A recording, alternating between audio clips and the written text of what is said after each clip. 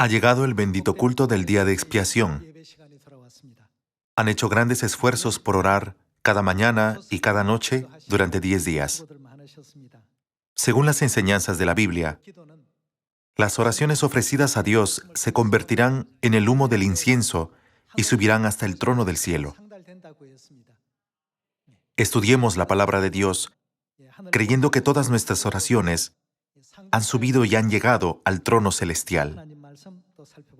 Estudiemos la palabra de Dios con el sermón titulado El día de expiación y el misterio del lugar santísimo. Antes de comenzar el sermón de hoy, me gustaría contarles una sencilla historia del Talmud. Había una vez un padre muy sabio. Para criar bien a su hijo, lo envió a estudiar a un país lejano. Más tarde, el padre enfermó y antes de morir, hizo un testamento y lo entregó a uno de sus siervos. En su testamento estaba escrito que todos sus bienes debían ser entregados a este siervo y solo una cosa a su hijo. Y también le dijo al siervo que no dejara que su hijo supiera que había enfermado y muerto. Le preocupaba que esto interfiriera con sus estudios. El padre le pidió al siervo: cuando mi hijo regrese, después de terminar sus estudios, muéstrale este testamento. Quédate con todos mis bienes y permite que mi hijo reciba solo una cosa, lo que pida. Tras dejar este testamento, el padre murió.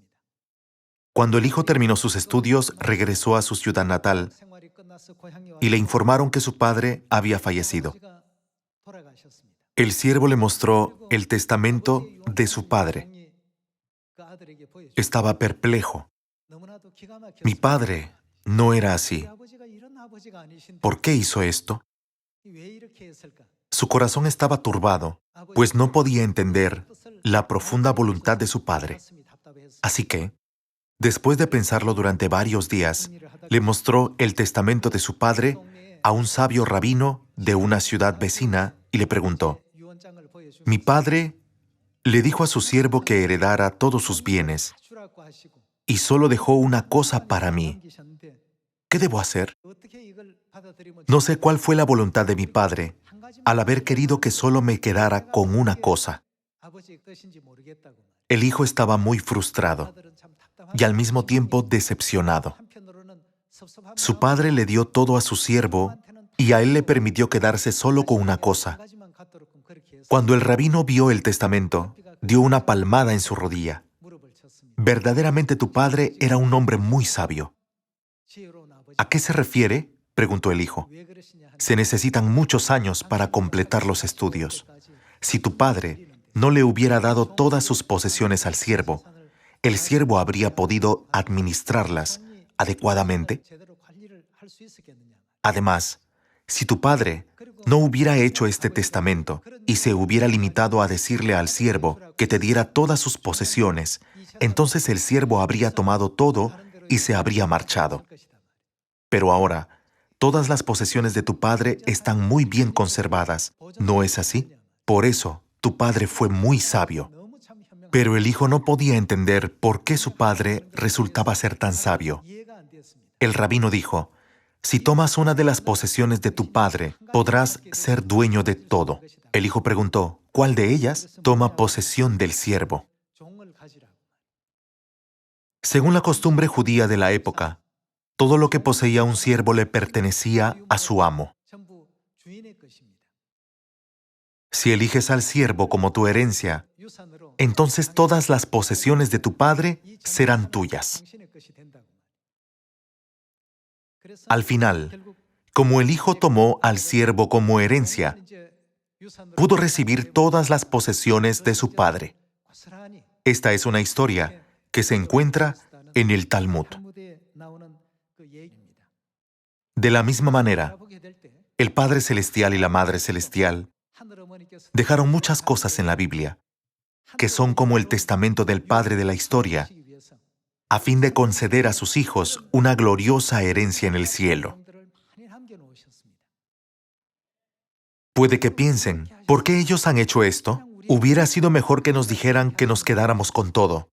Si el padre le hubiera dicho al siervo, dale todas mis posesiones a mi hijo, y a ti solo te concederán unos metros cuadrados de tierra, el siervo habría robado todo inevitablemente. No obstante, ya que el padre le dijo al siervo, puedes quedarte con todo, ¿cuán diligentemente habrá cuidado de todas las posesiones pensando que realmente eran suyas? Detrás de todo esto, el padre tenía una profunda voluntad. Quiso decirle a su hijo, si eliges al siervo, no perderás ninguna de las posesiones y podrás tenerlo todo. La razón por la que les cuento esta historia es que el macho cabrío por Azazel y el lugar santísimo están estrechamente relacionados con el día de expiación. Como todos saben, el macho cabrío por Azazel representa a Satanás. Hoy es el día en que todos los pecados pasan a Satanás. Si vemos la voluntad del Padre Sabio solo por fuera, hay algunas cosas que tal vez no podamos entender. ¿Por qué el Padre hizo eso? Si analizamos este asunto, podremos ver que Dios nos está dando una respuesta al decirnos que hagamos algo de cierta manera. En el día de expiación, se tomaban 2 machos cabríos. Se sacrificaba un macho cabrío como ofrenda por el pecado a Dios. El otro era el macho cabrío por Azazel. Todos los pecados del pueblo se ponían sobre la cabeza del macho cabrío por Azazel, y éste era enviado al desierto. Vagaba por un lugar donde no había comida ni agua, y terminaba muriendo de hambre. En otras palabras, como el macho cabrío por Azazel, que representa a Satanás, vagaba por el desierto, donde nadie vivía, y finalmente llegaba a morir. ¿Qué pasaba con todos los pecados y transgresiones de los israelitas? Estos eran eliminados por completo. Dios puso esta profunda verdad en la ley de Moisés del Antiguo Testamento. El asunto del macho cabrío por Azazel es un tema importante que debemos entender, y otro asunto de importancia es el lugar santísimo. Normalmente no estaba permitido entrar en el lugar santísimo. ¿Cuándo estaba permitido entrar? Solo en el día de expiación. Solo una vez al año en el día de expiación se abría el velo. En el día de expiación, el sumo sacerdote entraba en el lugar santísimo. Solo después de que el sumo sacerdote rociara la sangre en el lugar santísimo y llevara a cabo la ceremonia de ponerla sobre el altar, se abría el camino para poner las manos sobre el macho cabrío por Azazel y así enviarlo al desierto. Ya que han leído todo esto en la Biblia, conocen bien este proceso. Hasta el día de expiación, cuando el pueblo pecaba, llevaban una oveja o una cabra al sacerdote y confesaban su pecado.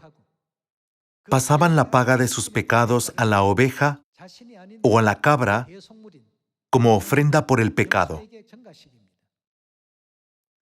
Entonces, la oveja o la cabra eran sacrificadas. Eran sacrificadas para que su sangre pudiera ser rociada sobre el altar. Al morir, los pecados del pueblo eran transferidos al santuario. Sus pecados eran guardados y almacenados en el santuario durante 1 año. En el día de expiación, el sumo sacerdote abría el velo del santuario y entraba en el lugar santísimo. Solo entonces todos los pecados del pueblo eran completamente destruidos. Aunque se sacrificaba un cordero y se ofrecía como holocausto a Dios, en una fecha determinada, los pecados no quedaban completamente eliminados ese mismo día. Los pecados podían ser eliminados por completo solo al entrar en el lugar santísimo. Así, el papel del lugar santísimo es muy importante. Es como la historia del Talmud. El hijo pensaba que había recibido una parte aparentemente pequeña de la herencia de su padre, pero en realidad el padre le estaba dando todo lo que poseía, ¿no es así? Si el hijo no hubiera conocido la profunda voluntad de su padre, la habría malinterpretado. Habría pensado erróneamente, mi padre no me dejó nada. Según Mateo capítulo 13, ¿cómo están escritos los 66 libros de la Biblia? Los discípulos preguntaron, ¿por qué les hablas por parábolas? ¿Qué respondió Jesús? Él respondiendo les dijo, porque a vosotros os es dado saber los misterios del reino de los cielos, mas a ellos no les es dado. Así, Dios nos permitió sabiduría y entendimiento desbordantes para que podamos entender fácilmente la Biblia cuando la leemos. Existe una relación entre el macho cabrío por Azazel, que representa a Satanás, y el lugar santísimo. Estos son los temas principales del día de expiación. ¿Por qué Dios habló de estas cosas en parábolas? ¿Cuál es la realidad de esta parábola? Confirmemos este asunto. Cuando nos referimos a un templo, nos referimos a un edificio fijo y no portátil. Cuando nos referimos al tabernáculo, nos referimos al santuario que era trasladado durante los 40 años en el desierto. Para entender el asunto del lugar santísimo, primero debemos ver el santuario. Vayamos al libro de Apocalipsis, capítulo 21. Apocalipsis, capítulo 21, versículo 22. Y no vi en ella templo, porque el Señor Dios Todopoderoso, ¿qué es? Es el templo de ella y el Cordero. Él es el templo mismo. Hace 3500 años, Dios le mostró esto a Moisés. ¿Qué le dijo que hiciera con el templo celestial? Dios le dijo que construyera el santuario, que es una copia. Este es el santuario que construyó Moisés. Las dimensiones, la forma y la disposición del santuario quedaron establecidas según el modelo del celestial. Sin embargo, cuando el apóstol Juan recibió esta revelación, no vio el santuario, no vio un templo. En realidad, ¿quién era el templo? Está escrito, el Cordero es el templo.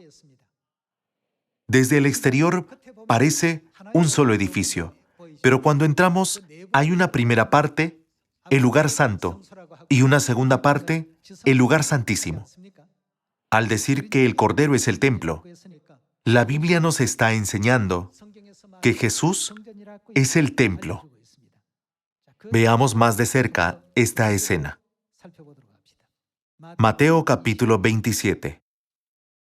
Veamos Mateo capítulo 27, versículo 50. Mas Jesús, habiendo otra vez clamado a gran voz, entregó el Espíritu. Esta es la escena en la que Jesús fue sacrificado en la cruz y murió por nuestros pecados. La Biblia dice, entregó el Espíritu. Examinemos lo que sucedió después de su muerte. Y he aquí el velo del templo se rasgó en dos, de arriba abajo, y la tierra tembló, y las rocas se partieron, y se abrieron los sepulcros, y muchos cuerpos de santos que habían dormido se levantaron, y saliendo de los sepulcros, después de la resurrección de él, vinieron a la santa ciudad y aparecieron a muchos. ¿Cuál es la relación entre la muerte de Jesucristo y el velo del santuario? Para que la Biblia registre que el velo del templo se rasgó en dos de arriba abajo cuando Jesús murió en la cruz. Puede parecer una escena casual, pero en ella Dios puso lecciones muy importantes, al igual que el testamento del Padre de la historia del Talmud. ¿Cuál es la relación entre Jesús y el santuario? Vayamos a Hebreos capítulo 10 para ver el significado del velo del santuario. Hebreos capítulo 10, versículo 19. En Hebreos capítulo 10, versículo 19 dice, así que, hermanos, teniendo libertad para entrar, ¿en dónde? En el lugar santísimo por la sangre de Jesucristo. En la versión coreana de la Biblia está escrito santuario. Sin embargo, en la Biblia en español está escrito lugar santísimo. La Biblia lo expresa como santuario, al referirse a él como un todo. Pero estrictamente hablando se divide en la primera parte, el lugar santo, y en la segunda parte, el lugar santísimo. Si tiene una Biblia en inglés y la observa, está escrito claramente, The Most Holy Place. The Most Holy Place indica al lugar santísimo, el lugar más sagrado de todos. En la Biblia en inglés, el santuario se escribe como The Holy Place, pero en realidad, este lugar indica al más sagrado, por lo que indica al lugar santísimo. No hay lugar más santo que este. Este es el más sagrado. Por eso, es el lugar santísimo. Por ello está escrito, teniendo libertad para entrar en el lugar santísimo. Versículo 20. Por el camino nuevo y vivo, que Él nos abrió a través del velo, esto es, de su carne. Está escrito, su carne, pero ¿a quién indica su? Indica el cuerpo de Jesús. El velo separaba la primera parte y la segunda parte dentro del santuario. Pero el velo del santuario representa, en realidad, el cuerpo de Jesús. A causa de la muerte de Jesucristo, el velo del templo se rasgó en dos, de arriba a abajo. Entonces, ¿qué hay detrás del velo? Desde que el velo se rasgó, ya no hay distinción entre el lugar santo y el lugar santísimo. Hasta entonces, el camino hacia el lugar santísimo estaba bloqueado por el velo. Pero como se rasgó, es decir, ya que Cristo murió, Dios abrió el camino para que cualquiera pudiera entrar directamente en el lugar santísimo. Debemos estudiar sobre el lugar santísimo. Pasemos al capítulo 6, versículo 19. En Hebreos capítulo 6, versículo 19, está escrito, la cual tenemos como segura y firme ancla del alma, y que penetra, ¿hasta dónde? Hasta dentro del velo. ¿A qué lugar se refiere hasta dentro del velo? Se refiere al lugar santísimo. ¿Quién entró primero en el lugar santísimo? Jesús entró primero en el lugar santísimo. ¿Y quién le seguirá? Los hijos que serán salvos deben entrar. Está escrito, donde Jesús entró por nosotros como precursor, hecho sumo sacerdote para siempre, según el orden de Melquisedec. ¿En qué día entraba el sumo sacerdote en el lugar santísimo? Era solo una vez al año en el día de expiación. Hermanos, es verdaderamente una enorme bendición de Dios que estemos ahora en esta verdad. Si el sumo sacerdote no entra en el lugar santísimo, nuestros pecados nunca pueden eliminarse y no se puede realizar la expiación. Cuando los israelitas pecaban y traían una oveja o una cabra como ofrenda de expiación, el sacerdote mataba la oveja o la cabra y derramaba la sangre por sus pecados. Sin embargo, el pecado no desaparecía. Permanecía en el santuario. La redención eterna se concede cuando el sumo sacerdote entra en el lugar santísimo en el día de expiación.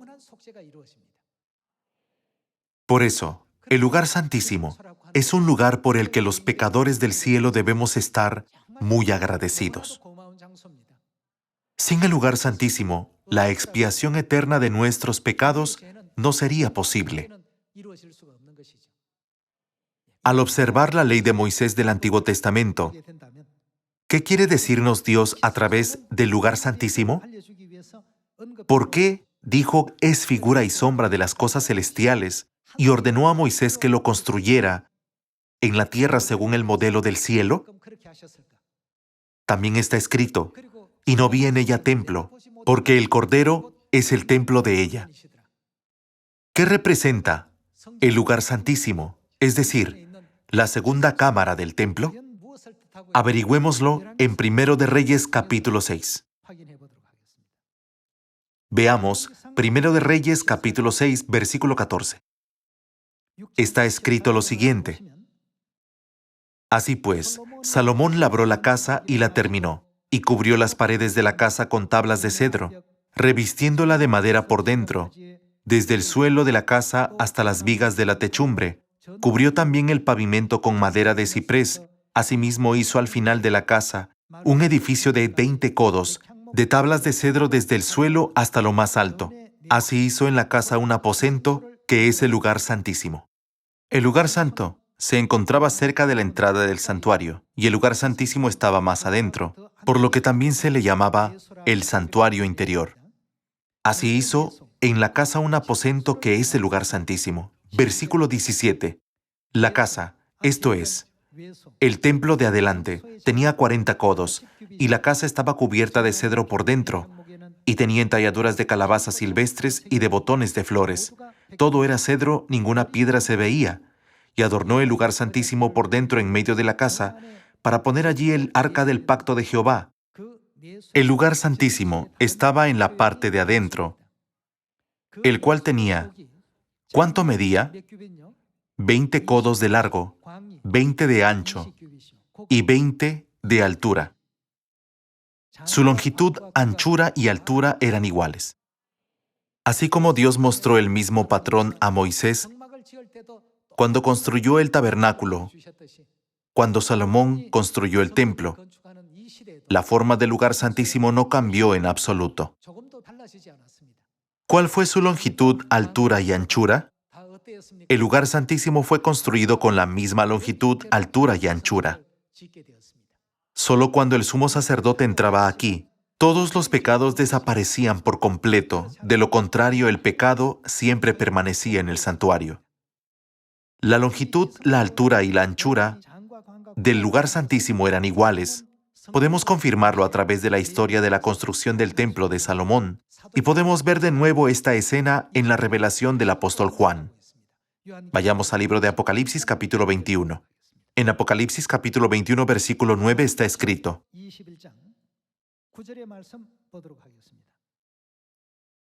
Vino entonces a mí uno de los 7 ángeles que tenían las 7 copas llenas de las 7 plagas postreras, y habló conmigo diciendo: Ven acá, yo te mostraré la desposada, la esposa del Cordero. Y me llevó en el espíritu a un monte grande y alto, y me mostró. ¿Qué le mostró el ángel? La gran ciudad santa de Jerusalén, que descendía del cielo de Dios.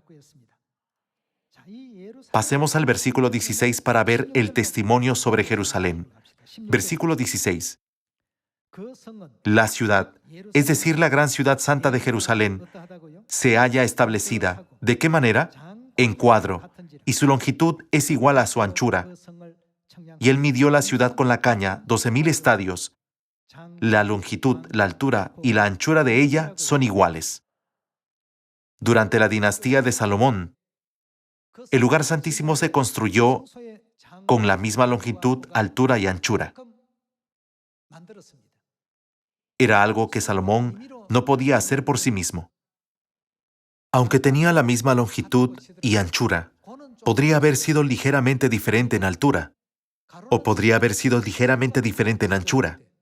Sin embargo, era igual en longitud, altura y anchura. Así se describe la forma del lugar santísimo. Esta era la imagen de Jerusalén que se le mostró al apóstol Juan cuando el ángel dijo: Te mostraré la desposada, la esposa del Cordero. Hace unos 3,500 años, ¿por qué Dios ordenó a Moisés construir el lugar santísimo con la misma longitud, altura y anchura? La razón es que el propio Cordero es el templo del cielo. Y Jerusalén es el lugar santísimo del templo, según Apocalipsis capítulo 21. Tiene la misma longitud, altura y anchura. ¿Y quién es ella? Ella es la desposada, la esposa del Cordero. El apóstol Pablo escribió sobre la desposada, la esposa del Cordero, en el libro de Gálatas. Vayamos a Gálatas capítulo 4. Leamos las palabras de Dios en Gálatas capítulo 4, versículo 26. Mas la Jerusalén de arriba es la misma Jerusalén que vimos antes en Apocalipsis capítulo 21, la cual es, ¿quién es ella? Madre de todos nosotros, es libre. A través de la ley del antiguo pacto, Dios nos enseñó la importancia del lugar santísimo. El sumo sacerdote podía entrar en el lugar santísimo solo una vez al año. Si no entraba en él, los pecados del pueblo nunca podían desaparecer por completo. Dios nos permite comprender que esto se aplica igualmente a nosotros. Dios nos proclama: si no tienen una fe firme en la Madre Celestial Jerusalén, no pueden recibir el completo perdón de sus pecados.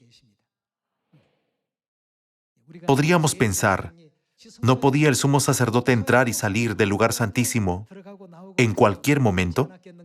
Sin embargo, Dios nunca hizo que se llevara a cabo de esa manera. Dios no les permitió entrar excepto en el día de expiación. ¿No somos acaso los ángeles que pecaron en el cielo y fueron arrojados a esta tierra? Toda la humanidad cometió un pecado imperdonable en el cielo y fue expulsada a la tierra, la ciudad de refugio.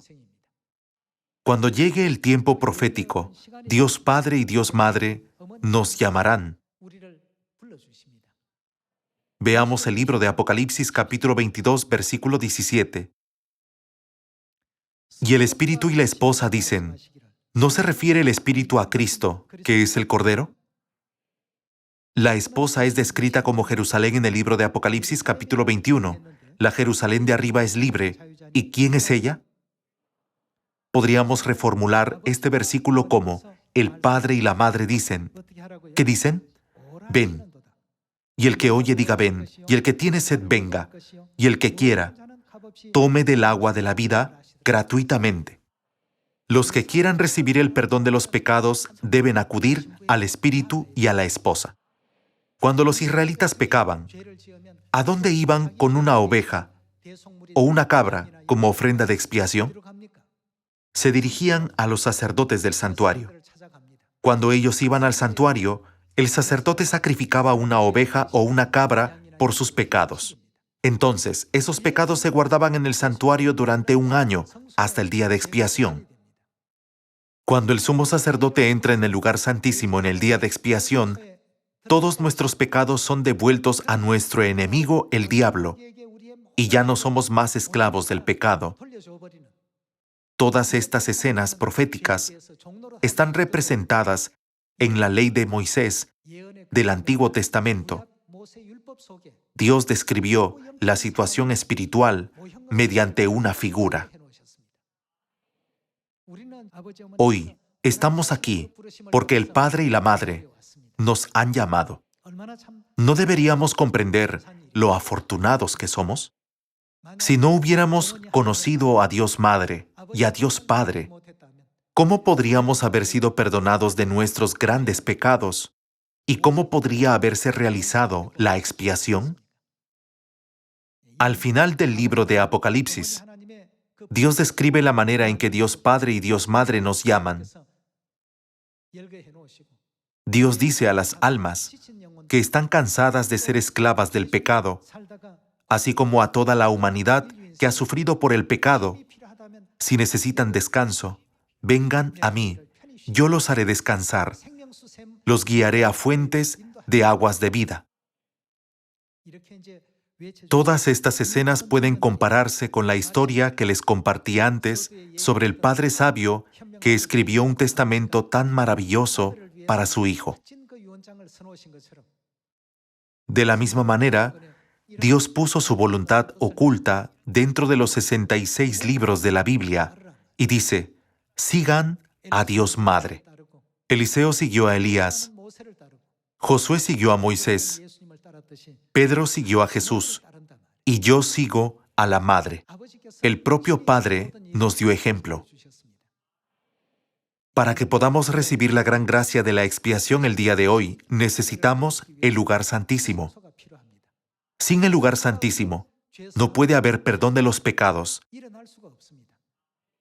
La razón por la que Dios construyó el lugar santísimo es que quiso darnos a conocer a nuestra Madre Celestial, la Jerusalén de arriba, la cual es libre. Grabemos en lo más profundo de nuestro corazón esta profunda voluntad del Padre, a fin de seguir al Padre y a la Madre a donde quiera que nos guíen, pidiéndoles a todos ustedes que los sigan hasta entrar en el eterno reino de los cielos, Me gustaría concluir el sermón de hoy.